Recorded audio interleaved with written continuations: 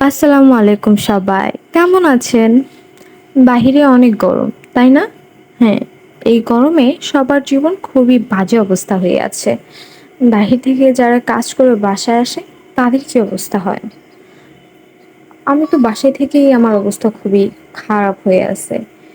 এজন্য চিন্তা করতেছি কিছু একটা বানিয়ে খাওয়া যাক, যাতে আমার হাসব্যান্ড এসেও খুব মজা করে খেতে পারে। এর জন্য নিয়ে নিলাম হচ্ছে বাঙ্গি। যদিও এটা সবার অপছন্দের একটা ফল, তো চিন্তা করেছি যেহেতু ঘরে আছে, খুব সহজে একটা কিছু বানানো যাবে এটা দিয়ে।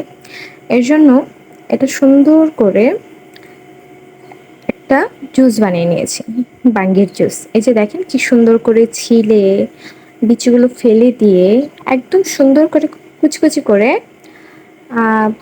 ব্ল্যান্ডারে দিয়ে দিয়েছি। এখন হচ্ছে বাঙ্গির সাথে দিব দুধের প্যাকেটের যে গুঁড়া দুধগুলো আছে ওইগুলো। আমি হচ্ছে মোটামুটি ১টার হাফ যেহেতু বানিয়েছি, ওই ৩টা দুধের প্যাকেট দিয়ে দিয়েছি, মিনি প্যাকেট যেগুলো ওইগুলো দিয়ে দিয়েছি। আর এই দুধের সাথে হচ্ছে এখন স্বাদ মতো চিনি দিয়ে দিব। ধরেন আপনি যেমন মিষ্টি খান ওইরকমভাবে দিলেই হবে। আপনি বেশি মিষ্টি খেলে বেশি দিবেন, আর যদি কম খান তাহলে কম। As you wish. এখন হচ্ছে চিনির সাথে আরও একটা ইনগ্রেডিয়েন্ট দিতে হবে, যেটা হচ্ছে কি বলেন তো, যেটা না দিলেই নয়, সেটা হচ্ছে বিট লবণ।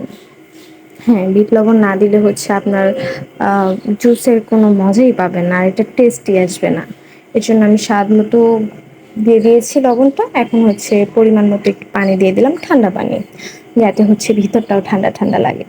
এখন সুন্দর করে ব্ল্যান্ডিং করে নিয়েছি, কি সুন্দর লাগছে তাই না? এখন দেখেন এটার কি লুক আসে, ওয়াও কি ইয়াম্মি লাগছে তাই না? এরকম লোকের কিছু দেখলেই তো পুরো মনে হয় যে খেয়ে ফেলি। তাই দেখেন আমি কি করেছি। আপনাদেরকে না দেখিয়ে আমি একদম খেয়ে ফেলেছি আগে আগেই। এর জন্য বলছি, আপনার অসুস্থ থাকার জন্য সহজভাবে বানিয়ে নিন বাঙ্গির জুস, যা অনেক অনেক মজা লাগবে, অনেক